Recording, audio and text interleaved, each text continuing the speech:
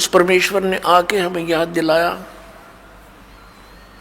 झूठे सुख को सुख कहे, ये मान रहा मन मोद, ये सकल चबीना काल का, कुछ मुख में कुछ गोद।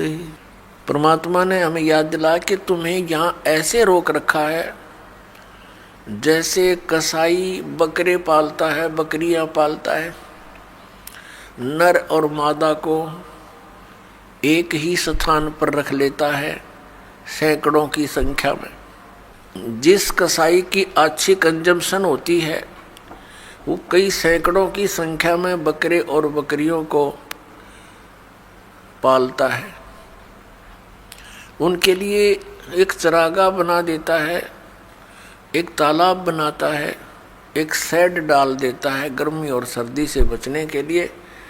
वे वहाँ उसके नीचे आ जाते हैं और उनकी बड़ी देखभाल करता है, केयर टेक करता है।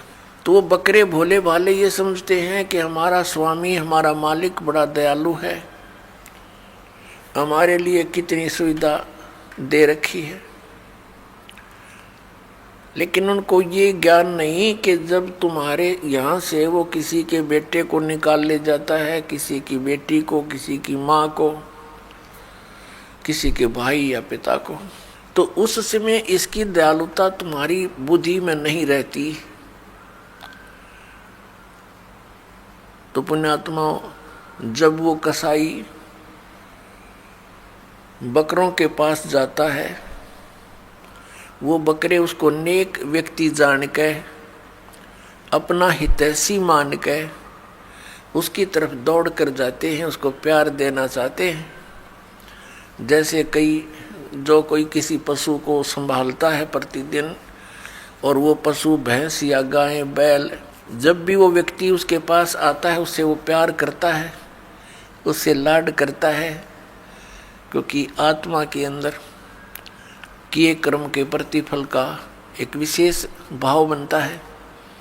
इसी आधार से वो बकरे उस कसाई के हाथ को चाटते हैं, कोई ऐसे ऊपर को पैर करके उसको सीने से लगाना चाहता है, प्यार देना चाहते हैं। अब वो ऐसे पकड़ कर देखता है, बकरों को हाथ लगा कर देखता है जगह जगह से।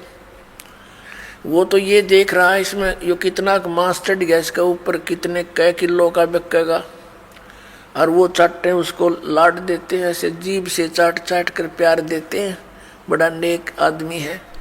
और वो एस्टीमेट लगाने लग रहा है यो कितने का बिकेगा। परमात्मा ने आके बताया कि ठीक इसी प्रकार खाई खुराका पैन पोशाका, यम का बकरा पलता है। कहते हैं खाई खुराका और पैर पोशाका, यहाँ यम का बकरा पलता है। इस काल के बकरे पल रहे हो तुम। आप देखते हो पीछे से एक श्रद्धालु सत्संग से जा रहे थे, सच्चा सौदा सिरसा वाले के पेपर में आई थी, और उसके 6 सदस्य यानी टोटल कुल के कुल सारे मर गए एक्सीडेंट में, एक बुढ़ा बच गया। और हम कई जगह देखते हैं, जैसे एक बार भूकंप आया था गुजरात के अंदर, और सभी व्यक्ति 26 जनवरी यानी गणतंत्र दिवस भारत का मनाने के लिए तैयार थे। ऐसा भयंकर भूकंप आया, 26 जनवरी की छुट्टी थी, कर्मचारी अधिकारी सब अपने घरों पर टेलीविज़न के सामने बैठे थे कि आज अपने गणतंत्र दिवस की झांकी देखेंगे। ऐसा भयंकर भूकंप आया, जिन मकानों को, कोठियों को, संपत्ति को बनाने में सारा जीवन न्यौछावर कर दिया, उन्हीं कोठियों के नीचे दब के पूरे के पूरे परिवार नष्ट हो गए। पुण्यात्माओं, इस काल ने आप और हमारे ऊपर इतना प्रेशर डाल रखे हैं, तीनों गुणों का, 3 इंजेक्शन लगा रखे हमारे, ये लगे ही रहते हैं। इनका प्रभाव हमारे ऊपर बना ही रहता है कंटिन्यूसली।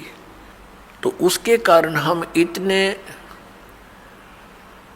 प्रभावित हैं कि हम अपने उद्देश्य को ही भूल चुके हैं। अब विचार करो, जो व्यक्ति उस भूकंप में मर गए या दुर्घटना में मर गए, वो कौन सी क्रियाएं किया करते थे, उनके क्या उद्देश्य थे, उनकी कितनी इच्छाएं थी,